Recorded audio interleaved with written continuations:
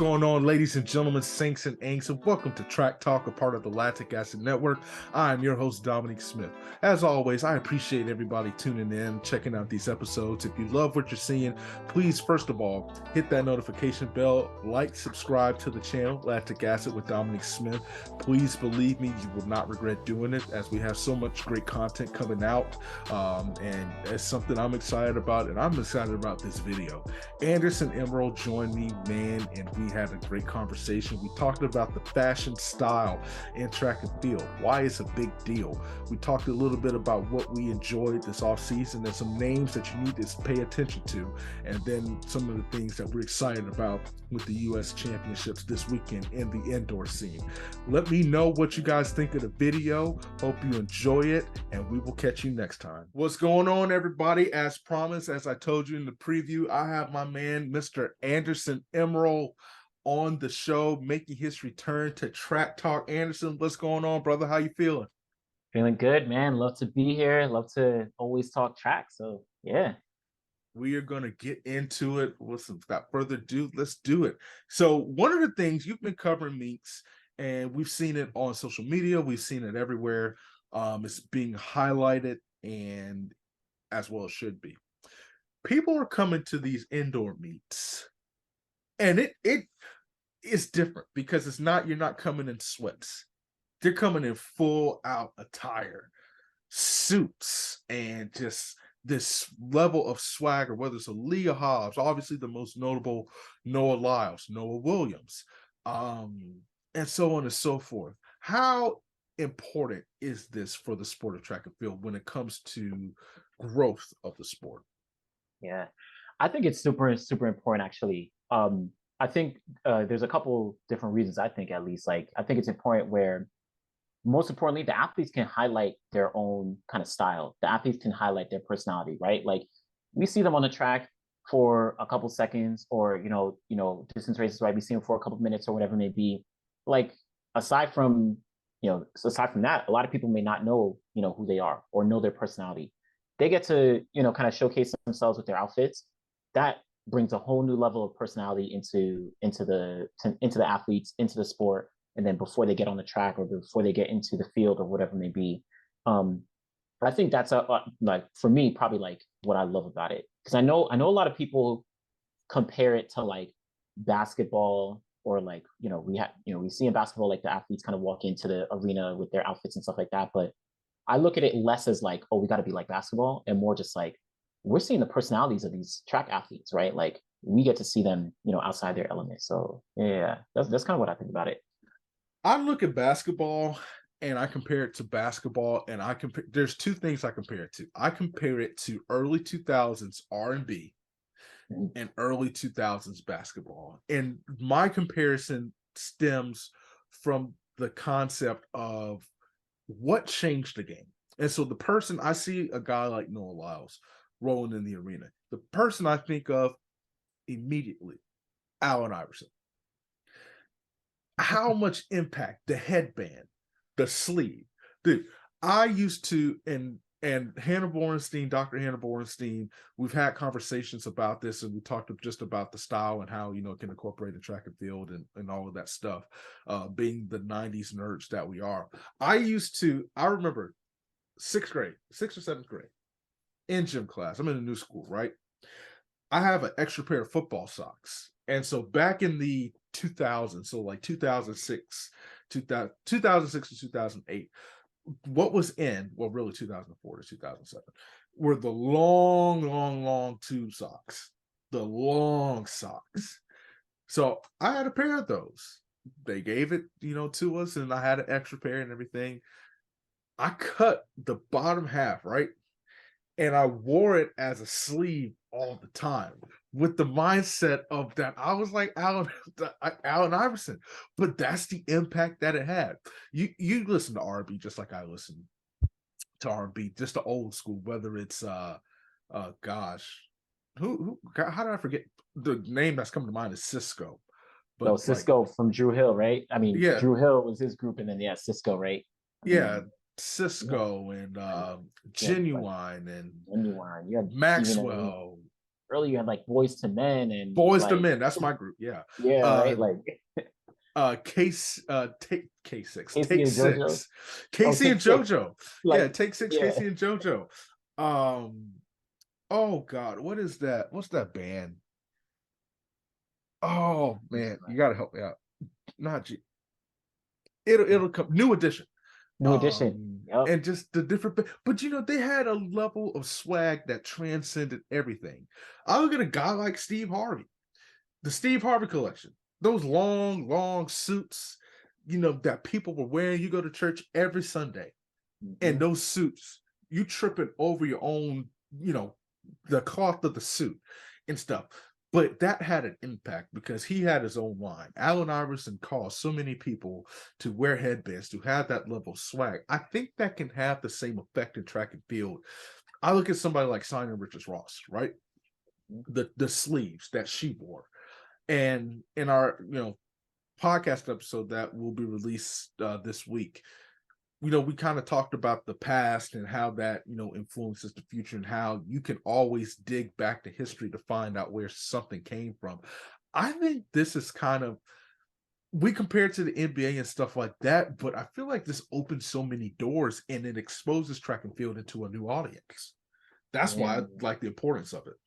Yeah, no, I completely agree. Because again, you're going to see athletes in their sweats, right? In their warm-ups, whatever. You're going to see them on the track. That's what we know them for, right? But Mhm. bringing them outside of that realm and like showcasing their style, showcasing, how they dress, or even if it's like, they're just like dressing for the specific occasion and then, they change into their sweats. Like you said, that kind of, in my opinion, that opens the doors for like, oh, I didn't know y'all have this style. This other sponsor might come through and be like, Mhm. actually, can you come, whether it's like model for us? Can you do a commercial for us? Can you do XYZ for us, right? That gives athletes another opportunity just because of how they showcase themselves before me, right? That they never would have even thought. So yeah, no, I completely agree there. I think it's good. Man, you just look at just the different people throughout history, you know, like Bernie Mac and the way that, he would dress with the handkerchief and everything in his different suits. I look at this as an OG name, but Fran Dressler. She Mm. played on The Nanny. Just the style that she had, like Madonna and just some of these different artists. And we always talk about how culture and sports intersect. I think, from a track and field perspective, wouldn't it be something if like GQ sponsored a meet and you have like just different people? And I think distance runners should get in on it too. Distance runner throwers. You have like a throwers like, can you imagine like Ryan Krauser or Daryl Hill or somebody like that showing up in a three-piece suit, like ready to go with like a little briefcase? We saw LeBron do it, and Yeah. different stuff. That's actually it's a really good idea where it's like, someone like GQ. I know GQ has done. I think they did like something with Kipchoge a couple years ago or something like that. Like some magazine thing. But like, imagine, let's say GQ sponsored a press conference where it's like you have all the athletes come in and sure they're doing a press conference for the track meet, but they're all dressed up in whatever, right? Their clothes that they want to wear, and they get to showcase themselves. I don't know. They do like some a runway, kind of walk down or something like that, like, something really dope just for the press conference. So that kind of highlights the athlete's style. And then, the next day or whatever it may be, they're leading up to the track and like, we got a little taste of their personality and their styles and things like that. Yeah, I think things like that would be super, super dope. And again, kind of like you said, highlighting the athlete's style is like super, super important. And it just opens a lot of doors, right? It opens a lot of doors. So yeah. What's impressed you the most about this indoor season? Man, this indoor season has been kind of crazy. There's been times and marks like going crazy week after week. I mean, I don't know. I don't know if there's something that impressed me the most. It's maybe left field. The women's short hurdles have probably impressed me Ooh, the absolute most. boy. Like, not only has like, of course, Masai Russell, she broke the NCAA record, 7.75 seconds. But then you have a couple. I think there's two or three other women in the NCAA who are under 8 seconds this year as well. also internationally, someone you should be looking out for is Alicia Johnson. She made the World Championship team last year. You know, unfortunately, she didn't. She hit a hurdle, but this indoor season, she's been killing it. She's been running like 7.8, 7.8, 7.8. Like she's been clicking off fast times all throughout the indoor season. It's gone a little bit overlooked. I know she's competing in Europe, but like Devin Charlton from Bahamas, she's been winning races. She won in New Balance. She just won in at Millrose. There's a plethora of women who are like going crazy. And in the yeah, the short hurdles, I think, are the top event of the indoor season. Yeah. Yeah. There's been so much drama in this indoor season, like good drama. Yeah. And it all stems around men's 60. I'm a little neutral on indoor season because I feel like indoor season you put more in than what you get out, from the standpoint of you pay a lot of money to go compete and you only get a $2,000 payoff. Which that's another story about how that needs to improve in terms of the quality of it. And then with indoor, you don't indoor is kind of like a weird thing, because if you put too much in it, from the standpoint of effort and competing a lot. And that's what I'm curious about guys like Lyles and different athletes like that who are running a lot. I mean, just to be honest with you, and training a lot, because it's a longer season. Like last year, I understand because season was basically over in July after Worlds, but you're going to be competing to the end of August, and then September is the Diamond League final, and I expect a lot of people to compete, because it is on U.S. soil at the Prefontaine Classic. But I think the 60, and actually the 60 from the drama standpoint has been intriguing to me. But there's somebody who I don't think is getting the respect that they deserve. There's two people, and neither one of them are in the United States.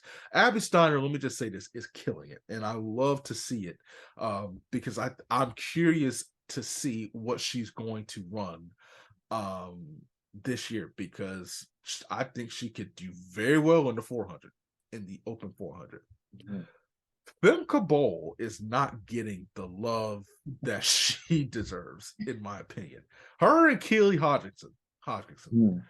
I don't think we are talking about them enough. Like, I get everybody. I've been trying to tell y'all need to stop sleeping on Femke Bol. I don't think Femke's touching Sid's 50.68, and then we say 50.68, but she might run 49.7 in Budapest. Especially if she's working on the first 60. Like, what else do you need to work on? Like, you're so great at everything. But Femke is different, man. And she's somebody. Yeah, I was just gonna say, I gotta give you props, because yes, you've definitely been one who's like on the Femke train, like, and she's been showing out. Like, you've been right. Like, I'm trying to tell you, listen, I got a hot take for you, and I may sound like an idiot. If she decides to run the open 4, I think she can win gold. Shawnee, and first of all, congratulations, Shawnee Miller-Weibo and her family. Congratulations. She's expecting her first child. That is amazing. And definitely happy for her and her family. And I know it's going to be some stiff competition because you got Nasser coming back. Well, we don't know how she's going to look. And then there's another young lady whose name fails me. And then obviously you have the American contingent. I think Talitha Diggs is going to kill it this year.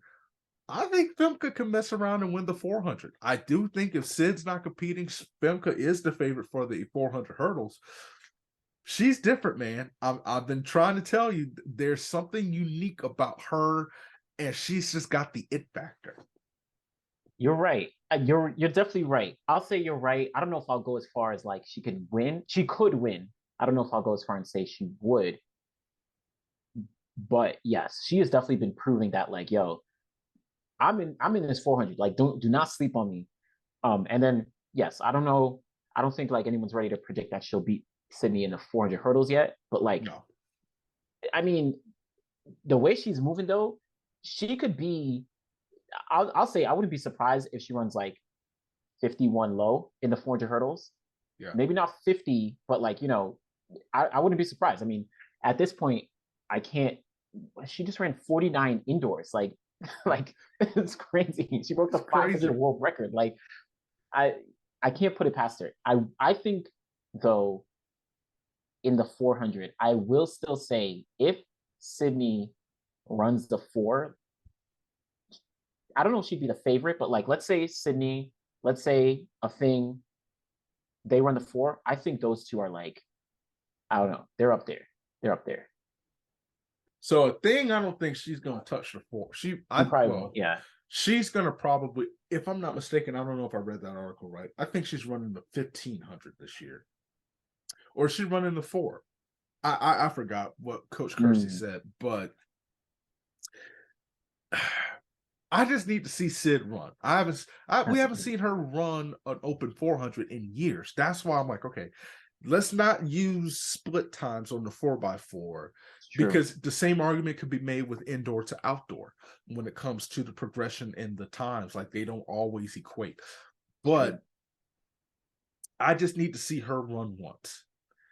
And if she goes like 50 even or something like that, okay, I'm gonna have to change my tune. But I can't. Gosh, why does her name fail me? And you corrected me the last time, Christina. She ran like Mboma. boom. Christine But that's Mboma. actually I'm Wait, thinking of a different race. I'm thinking of 200 now. So scratch that. She's gonna be a factor in the 200. My mind is 200. everywhere. But Nasser, I think if she comes back with any level of the confidence and everything that she gained, she could be an issue in that 400. She could definitely win now that Shawnee is not there. Obviously, I'm not putting it past Sid, and we don't know what Sid's going to run. Yeah. But Femke, the reason that I'm high on her is because she has run in that event. Like there's been we know what we're seeing from her. And so that is why I'm high on her. Keely Hodgson, 600-meter. So is it world record or world best? Because I'm still saying world record. I mean, in my opinion, it's the world record. I mean, no Yeah. one's run faster ever. So it's a world record. Like it's I don't world best world record. Who cares? Oh, world best. For all we know, that can mean that's just the best in the world this year. Yeah, exactly. Keely, man. And here's the crazy thing: as great as she's doing, I still don't think she's beating the thing. But oh man, I think they're neck and neck. And I think this is great for the women's 800. Like, I think this is great because Keely, I'll even put AJ Wilson in there. But man, I've been very impressed with how she's doing. No, I agree. I agree. I think I'm probably of the same opinion where it's like, yeah, she's been killing it, but I'm not sure if she's like ahead of a thing Mo right now. Because the world record in the 600 that she broke, a thing Mo was close to that in her high school, whatever high school time she ran. Yeah. Whatever the American record is, she ran that in high school. And it was like not too far off the record. But I think like, yeah, it's gonna be good for the 8. I mean, also Keely just ran the 800 indoors and she ran like 157, I think, and she beat Mary Mora, the Kenyan girl, and she's like really really good too. But Keely is like moving. Different. Yeah, she's moving. I don't know. I think like you said, it's good because both of them. I mean, I guess everyone's gonna push each other to really really move. And I'll also say this: I think we shouldn't. So Ajay Wilson has been, she wins races like it's nothing. She pushed, Thing Mo at USA's, and of course the Thing Mo Olympic and world champion, Keely Hodgkinson. But I think we should not sleep on Raven Rogers as well. Fair. Raven Rogers is like she's been a gamer. She's been a gamer. She's a like gamer. She Olympic medal, 2019 she got a world championship medal. She is a gamer, and it's not like late in her career. She's still relatively young. Yeah. So you're right. So yeah. Let's wrap this up.